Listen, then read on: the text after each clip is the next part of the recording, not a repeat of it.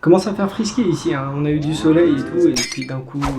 Et le Nord. Le monde s'est refroidi.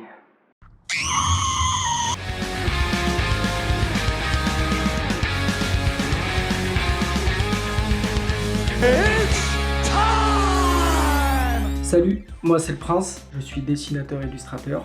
Je me suis fait repérer pour l'épopée temporelle par Cyprien. J'ai aussi bossé sur le Midnight Order du label 619 chez Rue de Sèvres de Mathieu Bablé. J'ai bossé sur le Low Reader tome 3 qui devrait arriver un de ces quatre. Et je bosse aussi sur un projet perso avec Run, pour ceux qui connaissent. Mais il y a quelques années, je crois en 2018 ou 2019, j'ai été approché par Dupuis pour travailler avec eux sur du webtoon. Et donc à l'époque, j'avais travaillé sur Bouland, qui donnera Orage aujourd'hui.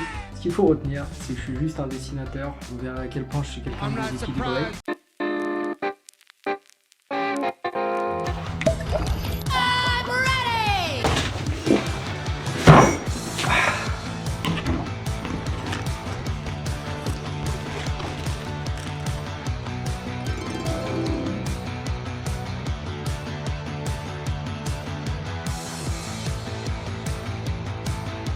Maintenant, je vais vous montrer un petit peu tout ce que vous pouvez faire avec ce bouquin.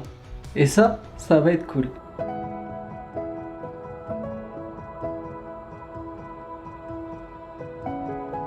Coucou. Le poids est synonyme de fiabilité.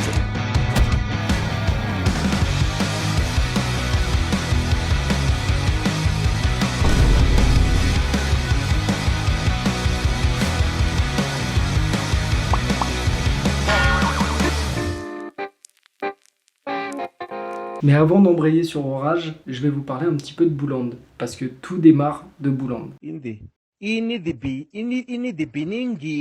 C'est l'histoire de Orage, qui est un gamin plutôt turbulent, mais sa mère, Julie, en a marre. Elle en peut plus de son fils, il fait plein de bêtises, fait que se battre, il a que des problèmes dans la street.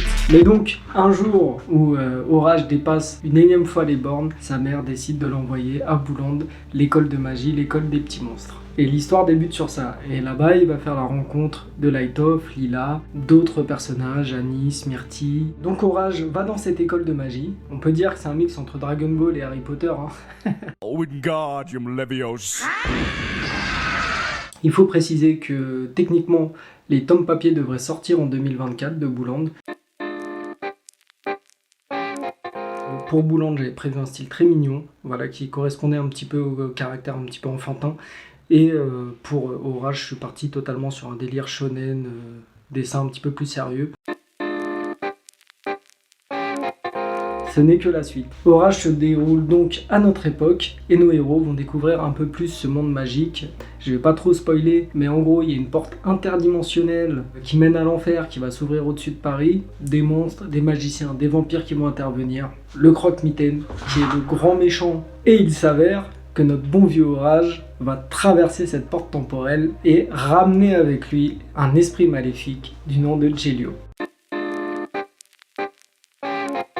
Il y a les magiciens et les vampires qui se partagent le monde. Et bien sûr, on a Bouland, cette fameuse école qui réunit des monstres, des vampires et des magiciens ensemble dès leur plus jeune âge. Donc c'est un petit peu ça le concept de Bouland dans ce monde totalement scindé en deux entre deux superpuissances. Il y a Bouland au milieu.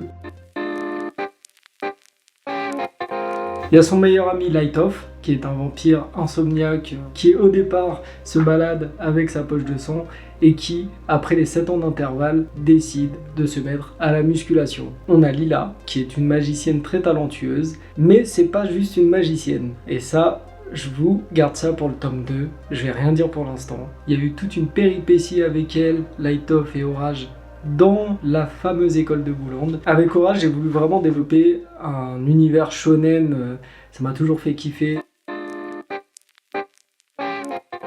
Il y a pas mal de projets, de choses que j'ai envie de mettre en place avec des amis. On va tenter quelque chose dans le drawing game, dans le drawing game, dans le game du dessin. On va tenter quelque chose dans le game du dessin. Il y a des vidéos qui vont arriver, donc on est en train de mettre ça en place, ça devrait arriver très très rapidement. Et voilà, de toute façon, t'es pris dans mon Sharingan. Donc résultat, tu vas t'abonner, tu vas lire Orage, tu vas lire Midnight Order et tout ce qui arrive ensuite.